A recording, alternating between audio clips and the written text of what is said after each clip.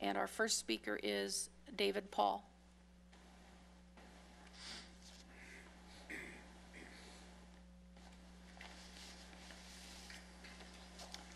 Mr. Chairman and Commissioners, good morning. I'm enjoying this book. I'm 3/4 through Flourish. The crux of the book is to be proactive rather than reactive psychologically, for the military, post-traumatic stress, educationally, all these things that really matter. You know what astounds me, though? I grew up in the 60s. We put a man on the moon with ballistic rocket technology that wasn't even suited for the purpose, with less computing power than most people have on their handheld cell phones. So why is it that we can't control traffic? Why isn't that we can't stop drunk drivers from operating a motor vehicle or teenagers from texting while they're driving? We can. We have the technology. We just don't have the will to do it. And that's why 7 years ago, I brought this Human Accountability Project. It's to build character. It's to help people understand the value of the behavior. As I sat and listened to this excellent project the kids did, talking about the art students who actually painted the van.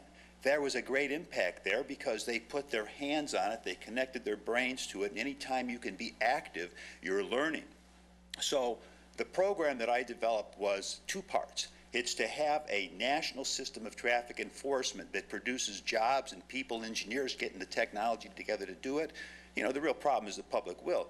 The other component was teaching young people. Eric Erickson's 50-year-old research about 12 and 13-year-old kids, they're experimenting with role identity and delinquency issues, and you get them involved in calculating the rate of traffic enforcement success.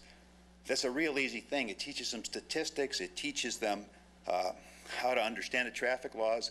And if they're in the back of the car with a little check sheet marking off how many times their parents changed lanes without signaling or stuff, that has an immediate impact on the parents. Now, the Bluffs theorem, which I developed in honor of my sheriff's traffic sergeant that was working with me back then, calculates what it costs not to do it and what could be saved if we did. And you teach kids statistics, you increase the public will for something like that. This is technology we can sell to the Chinese, the Indians. Somebody someday has to get us out of this mentality that it's the Wild West. We can operate a motor vehicle as crazily as we want. There's some stuff in here about his first experiments as an undergraduate student with rats. And these rats that know when a trauma is coming versus the rats that never really know, there's a big difference in their well-being. Now, I live on a street where guys will come down my street at 60 miles an hour and blow through my stop sign. I never know when they're coming, and that creates an enormous amount of